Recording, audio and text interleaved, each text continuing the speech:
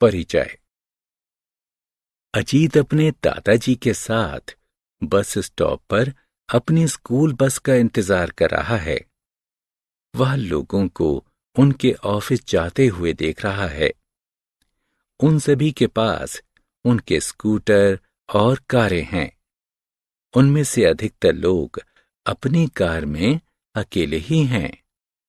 अजीत को पता है कि वाहनों से वायु प्रदूषण होता है।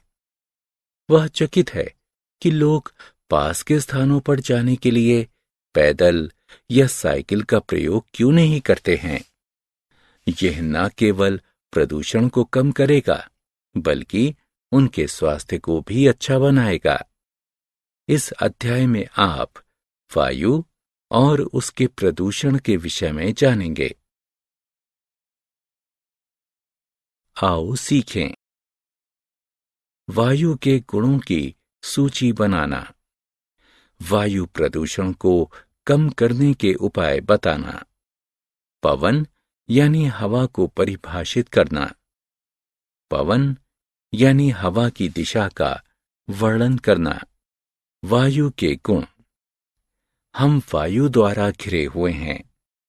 वायु गैस और अन्य कणों का एक मिश्रण है। यह सभी सजीवों के जीवन के लिए आवश्यक है। सभी सजीव वायु का उपयोग सांस लेने और सांस बाहर निकालने में करते हैं। इसका कोई स्वाद, रंग या सुगंध नहीं है। हम वायु को देख नहीं सकते, किंतु महसूस कर सकते हैं। वायु में भार होता है। दो फुलाने वाले गुब्बारे लेते हैं। उनमें से किसी एक गुब्बारे में वायु भरते हैं। अब इसका भार नापते हैं। उसके बाद खाली गुब्बारे का भार नापते हैं। अब हम क्या देखते हैं?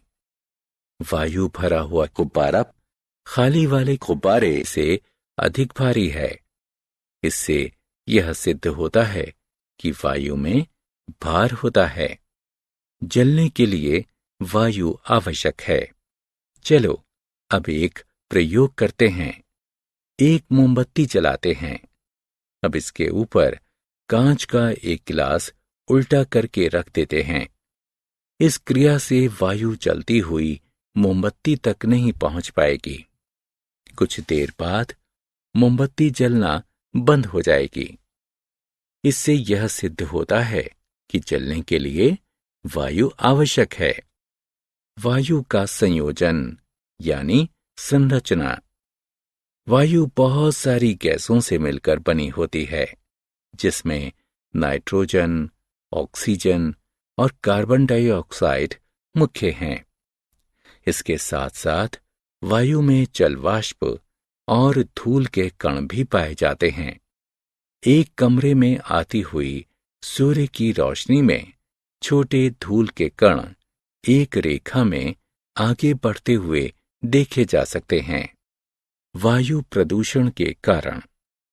कारखानों और वाहनों से निकलने वाले धुएं से वायु प्रदूषित होती है। पत्तियां, प्लास्टिक और कचड़े को जलाने से धुआं निकलता है, जो कि वायु को प्रदूषित करता है। प्रदूषित वायु में सांस लेने से अस्थमा, दमा आदि जैसी सांस की अनेक बीमारियां हो जाती हैं।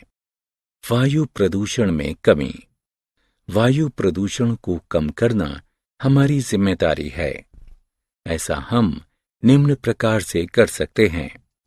नए पेड़ लगाकर, सार्वजनिक परिवहन यानी पब्लिक ट्रांसपोर्ट का उपयोग करके, कम दूरी पर जाने के लिए पैदल या साइकिल का प्रयोग करके, कार साझा यानी कारपूलिंग करके, पत्ती, प्लास्टिक और अन्य कूड़े को नहीं जलाकर।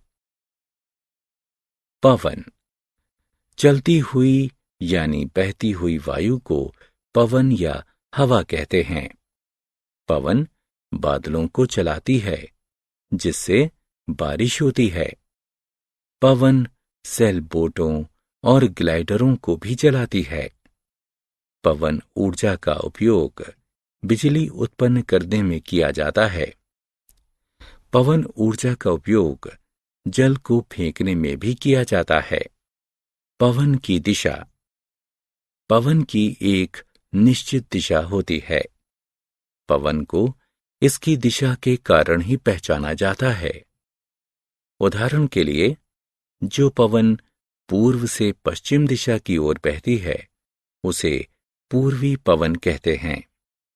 इसी प्रकार जो पवन पश्चिम से पूर्व दिशा की ओर बहती है उसे पश्चिमी पवन कहते हैं। हम पवन सूचक की सहायता से पवन की दिशा तय कर सकते हैं। पवन सूचक का तीर यह दर्शाता है कि पवन किस दिशा से किस दिशा में बह रही है।